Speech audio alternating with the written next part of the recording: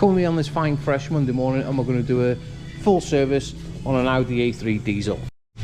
One of the first things that you're going to want to do when you put the car on the ramp is put all the lights on, have a walk around the vehicle and make sure everything is like brand new. Once you walk around the vehicle, make sure all your lights are working, come inside the vehicle then and make sure all your seat belt and all your instrumentation is working as it should do. Now we've done all our interior and exterior checks, come underneath the bonnet, pull your dipstick out, slacken off your oil filter cap, and we'll get the vehicle half raised. Now we've got the vehicle half raised, all we need to do, grab hold of your wheel, give it a shake side to side, up and down. What we're doing there, we're checking for steering and suspension play, also check your road spring and the condition of the tyres, and also have a visual look through the wheel, and you should be able to see the condition of the brakes. And we will repeat that process on all four corners of the vehicle.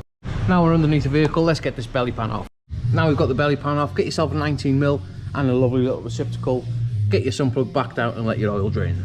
While we're waiting for the oil to drain into the lovely little receptacle, we can walk around the vehicle now. We can carry out an inspection on the suspension, steering components, dry shaft, brake components, walk our way underneath the vehicle, make sure everything's intact, and then we can come around the back, exhaust in a good condition, all the road springs, and we can walk our way back around to the front. Now let's move around to the new oil filter, a little bit of red rubber grease on the O-ring, and we'll just slide it in and get it torqued up to 25 Newton meters. And once you replace your oil filter, make sure that you plug your little water pump back in as well. Now we'll put the sun plug back in and we'll get it torqued up to 30 Newton meters. Perfect. Now let's give everything a bit of a clean with a bit of brake and clutch, and we'll get the belly pans back on.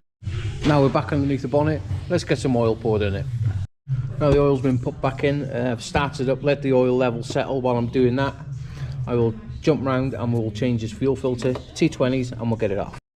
Now before we put the new fuel filter in, get all the excess fuel out with a bit of a siphoning tool, get your brand new filter and just plonk it in and get it tightened up. That's a new fuel filter in. Now before you start the vehicle, they do need priming. You can either do it with a scanner or with the ignition key on and off. Now let's jump round to the air filter, and these are held on with T20s. And there we go, that is the air filter out. And people ask me why I date stuff, it's because of that. Hashtag send it. Oh yeah!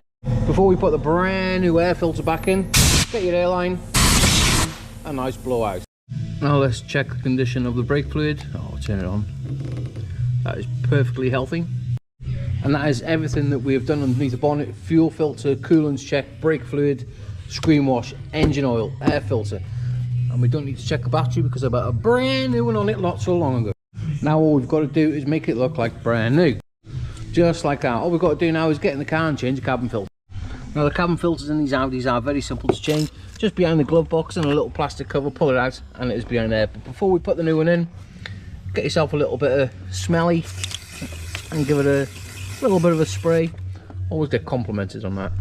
Now all we've got to do, put a little bit of clear grease on the door hinges, and do not use that white stuff because it is absolutely horrific. If anybody notices the wheels haven't been off, I haven't needed to take them off because the car is with us all the time having tyres, because it is an instructor car. Anyway, just check the tyre pressures now and we'll take it down the road, reset the service light, and we'll get it sent.